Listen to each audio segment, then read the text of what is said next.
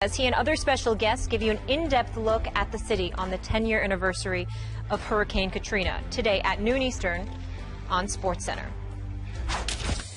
Elsewhere, Steelers wide receiver Martavis Bryant now faces a 4-game suspension for violating the league's substance abuse policy, according to Adam Schefter. The suspension is currently under appeal. Just a side note, folks, Le'Veon Bell will also miss the first 2 games for the Steelers, also for violating the same policy. Stephen A., if this suspension is upheld, on a scale of 1 to 10, how big of a hit is this to Pittsburgh? I guess I would say it's about a 5. I mean, you're talking about a guy, he's a big play receiver. He can do some things. There's no denying that. Last year, he had a relatively successful season. I think he had about 26 receptions for 549 yards. That's averaging like 21.1 yards a reception. He's a big play guy, and having him on the field definitely gives them a threat. But I think that they still have enough weapons with Antonio Brown, with Marcus Wheaton. I'm just looking at that, and Heath Miller's still there, what have you. I just think they have a chance to continue doing some things. The first 3 or 4 games of the regular season obviously going to be very, very tough for them because they don't have their requisite weapons, and their defense is going to have to step up. Jarvis Jones, Ryan Shazier, they're going to have to show up and show their worthiness. But it still doesn't negate or dissipate my disgust. You know where I'm going, Skip. I know exactly where Another brother who cannot stay off the weed. I cannot believe that these guys are such flaming idiots. And I'm going to say something that's going to make folks upset, but I don't care. If you sat up there and you took a mugshot of every one of these dudes who got in trouble, black, all over the place, brothers in weed, that's what we're seeing. Now, me, myself, I'm not going to advocate it. Obviously, I'm opposed to it. But I have nothing to say about it to cats who don't get in trouble, who don't lose their money from it. I mean, if you're living in a state where it's legal, it's not compromising your quality of life or anyway, it's your business. But if you are a professional athlete, especially an NFL player, there is ample evidence that you are going to go down, and you do it anyway. I'm done. The sympathy, forget all that. The brother suspended. If I'm Mike Tomlin, I'm looking for a replacement. I'm serious. I mean, it is unbelievable. I mean, you can't discipline yourself to stay off that stuff. It's unbelievable. Now, my last point is this. Steelers will be fine. They'll find a way to manage. I think the combination of this with Le'Veon Bell, who, by the way, owned it, recognized he made a mistake. I'm not even calling out Le'Veon Bell. He made a mistake. He apologized for it, promised it would never happen again to the masses. I believe the brother. He's one of the most sincere brothers in terms of, that came across in my eyes. So he deserves the benefit of the doubt. We move forward. First quarter of the season, I think it's going to end up costing them a couple of games, and probably the division, they'll end up getting in the playoffs for a wild card spot. But I'm at the point right now, the level of patience is just, it's over, man. These brothers, I have never seen a joint in my life worth millions. And that's what these guys ultimately end up costing themselves. It's a damn shame. It really is. One quick thought on your weed point. Is it fair for me to make the counterbalance point that even though, as you say, it's black, what's the league now? Is it 75% black? Yeah. Is that fair to that it is majority black? Yes, it is. All right. You know Just why for it's the fair, record. Skip? You know why it's fair, Skip?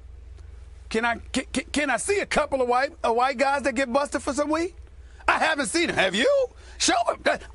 Take your time. I'll wait. Who?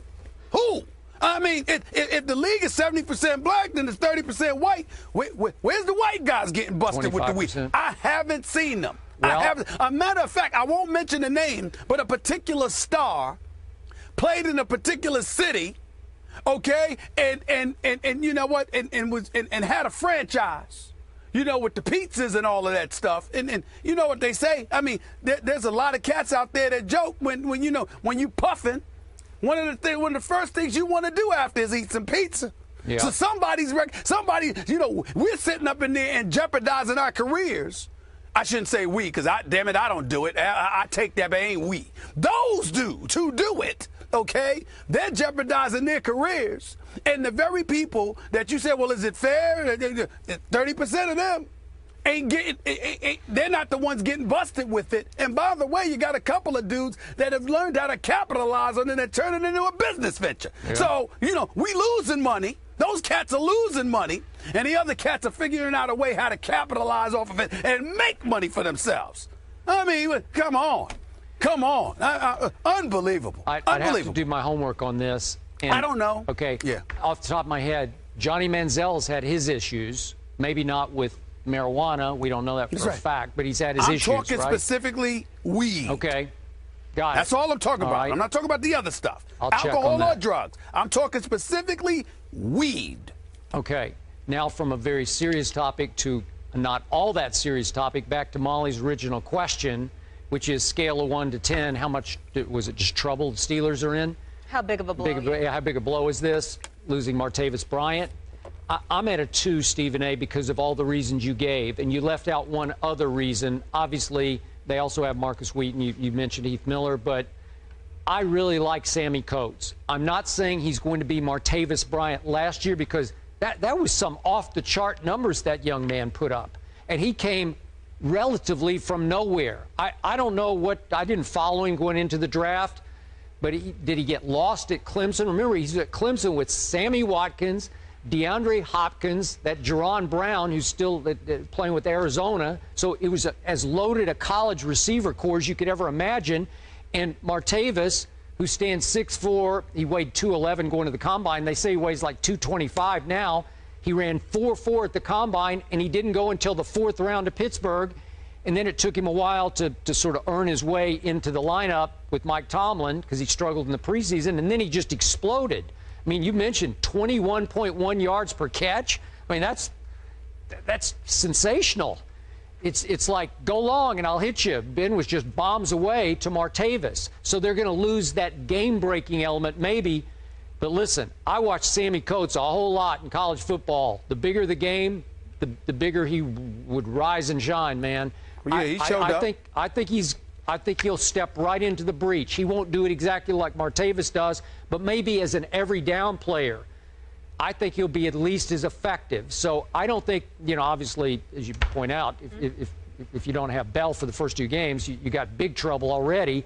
And this is all advantage New England, which obviously still could be without Tom Brady in the opener, but this might help level the playing field just a little bit more. But I still think long run, Pittsburgh's still going to be really good. I think they will in the long run. But the question is, how much are they going to, how much of the transgressions of a few individuals going to cost them over those first 4 games? Yeah. You can end up losing a couple of those games. You could. It could cost you a game at the end of the season in the win or loss column, and you can end up being a wild card instead of an AFC North Division champion. That's my concern. Right. We'll see if Wheaton and Coates, those guys can step up. And then obviously in the running back position, they have D'Angelo and Tree Archer. We'll see if they have to skip a beat there. Moving on, the NBA lost a family member yesterday, the great Daryl Dawkins, a.k.a. Chocolate Thunder.